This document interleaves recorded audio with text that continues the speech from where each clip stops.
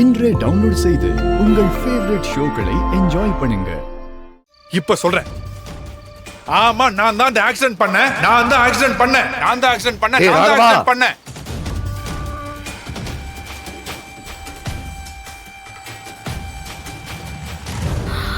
அம்மா, அவனே ஊரை கூட்டி ஒத்துக்கிட்டான் அம்மா. ஆமாண்டி, ஃபைட் ஆயிட்டான் போல இருக்கு. இவ்வளவு சீக்கிரம் அவனை நினைக்கவே இல்லடி.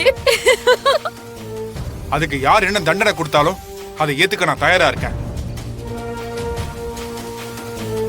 இனி சொல்லி காட்டுறதுக்கு என்கிட்ட எந்த ரகசியமும் கிடையாது. போதும்டா, போதும். இதுக்கப்புறம் என்ன சொன்னாலும் சரி, நான் அந்த வீட்டு பக்கம் வரவே மாட்டேன். என் வழி இதுதான். எவ்வளவு குறுக்க வரக்கூடாது. டேய், எங்க ஏண்டா எப்ப பார்த்தாலும் இருக்கீங்க? ரோகவா, ஐயோ வலியம்மா. அத்தை,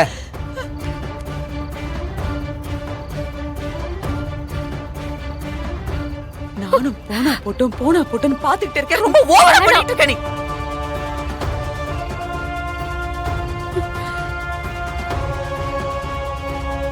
சின்னவன் இருக்கானே, அதான்ப்பா கடைக்குட்டி. ஆமா, அவன் தான் ஆக்சிடென்ட் பண்ணிட்டான்னு சொல்லி பாண்டியன் தங்கச்ச இவன் கல்யாணம் பண்ணான். ஆனா இவனே ஆக்சிடென்ட் பண்ணிட்டு இவனே அந்த பொண்ணை கல்யாணம் பண்ணிருக்கான். கொடுமைய பாத்தியா? ஐயோ, சரியான வில்லங்கம் முடிச்சவனா இருப்பான் போலயே அந்த ராகவன். இத்தனை நாளா இவ்வளவு பெரிய உண்மையை மறைச்சிட்டானப்பா.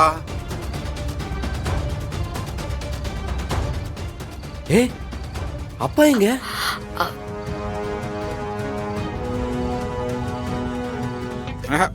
ஒண்ணுமே புரியல. இவன் நடவடிக்கை எதுவும் சரியா படல. ஆமாண்ணா, இவன் நடவடிக்கை சரியில்லை. 2 நாளா உன் நடவடிக்கையுமே சரியில்லை.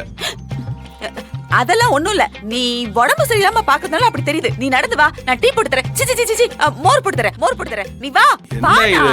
அவன் நடக்கறான், இவன் நடக்கறான். நீ முதல்ல நட, போ உள்ள. ஐயோ ஆண்டவா, இந்த ராகவன் ஒரு கொலைய பண்ணிட்டேன்னு சொல்லி நம்மள கொலையா கொல்றான். வலிமா, நீங்க எதுவும் பதட்டப்படாதீங்க. மாறன் பாத்துப்பான்.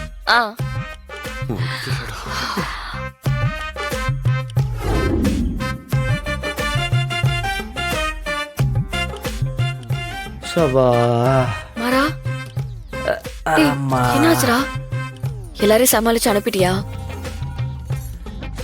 ஆமா, இந்த ஈசல் புத்துல இருந்து ஈசல் வெளியில வர்ற மாதிரி திபுன்னு வந்துகிட்டே இருக்காங்க. இப்பதான் இவங்களுக்கு எல்லாம் ஞானோதயம் கிடைச்ச மாதிரி. புட்டா எனக்கு செலவு வச்சு மாலை போட்டுருவாங்க போல. மாறா, ஊருக்காரங்க எவ்வளவு யதார்த்தமா இருக்காங்க. நமக்கு தெரியாம நம்மள பத்தி ஏதோ தப்பா பேசிட்டாங்கன்னு நம்ம வீடேறி வந்து நம்ம கிட்ட மன்னிப்பு கேட்டுட்டு போறாங்க. இப்ப எங்கிட்ட மன்னிப்பு கேட்கறது ரொம்ப முக்கியம் பாரு. அவங்கள சமாளிக்கிறதுக்குள்ள கொஞ்ச நேரத்துல ஹார்ட் பீட்டே எகிரிடுச்சு. அதுக்கு இல்லடா, அவருக்கு நம்ம வீட்ல என்ன நடக்குதுன்னு தெரியாதுல்ல. அத நினைச்சா வேற பதட்டமா இருக்கு. எதுக்கு பதட்டமா இருக்கு? ஆமா, இப்படி ஆள் மாத்தி வந்துகிட்டே இருக்காங்க. யாராச்சும் ஒரு ஆள் போட்டு கொடுத்துட்டா அவ்வளவுதான். இத்தனை நாள் நம்ம போராடினதெல்லாம் வீணா போயிடும். டேய், அப்பெல்லாம் மாமா கிட்ட யாரும் சொல்ல மாட்டாங்கடா. எப்படி சொல்ற? அது மாமா கிட்ட யாரு என்ன பேசணுங்கிறத நாம தான் டிசைட் பண்ண போறோம். புரியல. அதுவா, நம்ம வீட்ல இருக்கிற எல்லார்கிட்டயும்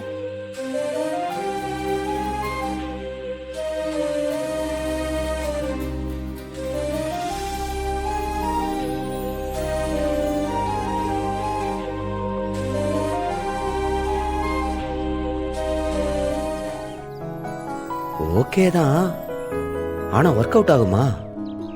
நமக்கு வேற ஆப்ஷன் இருக்கா என்ன? ட்ரை பண்ணி பார்க்கலாம். எனக்காக நீங்களா தியாகியா இருந்தது போதும் சாமி. இதுக்கு மேல அப்படி இருக்க வேணாம். ராகவா, உன்னை அடிச்சிருவா. உன்ன ஊர்ல எல்லாரும் உன்னை பத்தி என்னடா பேசுவாங்க? உனக்கு அப்படி என்னடா ஈகோ? டேய், யார் ஜெயிக்கற? நீ இப்படி எல்லாம் பண்ணிட்டு இருக்க. நான் யாரையும் ஜெயிக்கல. முதல்ல எனக்கு நான் உண்மையா வாழணும், அவ்வளவுதான். அதுக்காக நீ செய்யற செயலோட விளைவு என்னன்னு கூட யோசிக்க மாட்டல்ல?